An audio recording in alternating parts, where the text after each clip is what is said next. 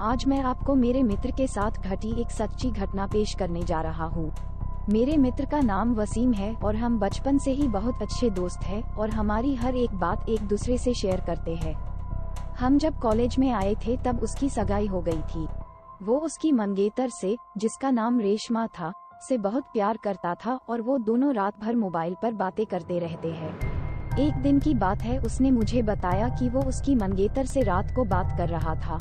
वसीम ने उसकी मंगेतर को मिलने के लिए बोला तो उसकी मंगेतर बदली हुई आवाज में बोली, तू ज्यादा मत बोल वरना तेरे को वही दफन कर दूंगी। वसीम एक बार तो ये सुनकर चौंक गया और फिर सोचा वो शायद मजाक कर रही होंगी। फिर वसीम भी उसको मजाक में बोला, क्या कर लेगी तू मेरा, देखते हैं। तो वो फिर बोली, आज रात देख तेरे साथ क्या होता है।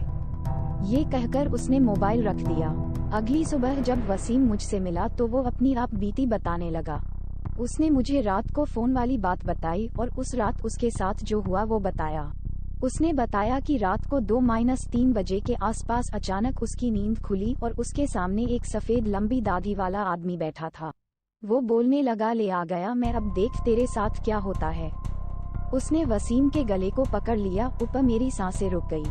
वसीम ने उसी वक्त अल्लाह का नाम लेते हुए नमाज पढ़ना शुरू कर दिया और वो उसके सामने से गायब हो गया। मुझे उसकी बात सुनकर बड़ा अचंभा हुआ, ऐसा कैसे हो सकता है, जबकि कल तो मैंने फोन ही नहीं किया था। ये सुनकर वसीम के रोंगटे खड़े हो गए और उसने तुरंत फोन काट दिया।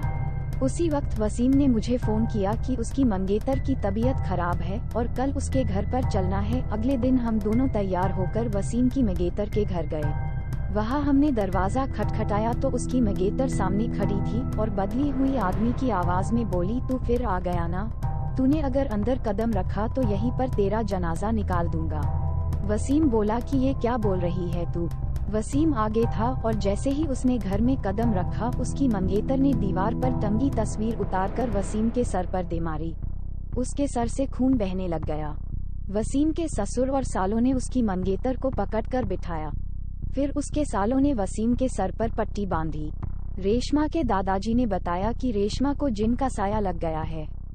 इस पर वसीम के ससुर ने उन्हें अपना मुंह बंद रखने को कहा। थोड़ी देर रुककर हम वहां से सीधे अस्पताल जाकर ढंग से पट्टी करवाई। उसके अगले ही दिन मुझे वसीम का फोन आया कि रेशमा की तबीयत बहुत खराब है और वो अस्पताल में भर्ती है। वसीम ने बाइक निकाली और हम दोनों जल्दी अस्पताल पहुँचे।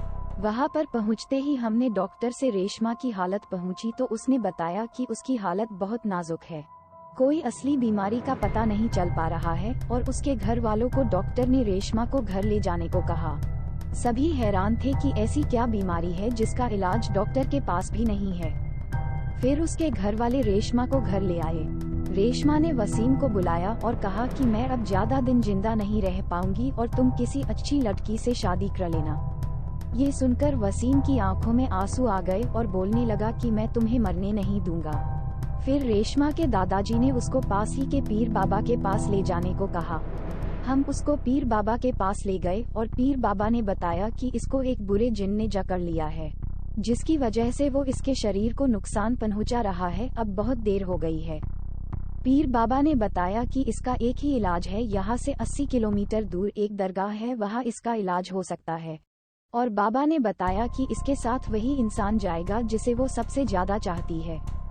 वसीम ने कहा कि मैं चला जाऊंगा, मुझे बाइक भी चलाने आती है। रात के 3 बजे वसीम और रेशमा दोनों बाइक पर निकल पड़े।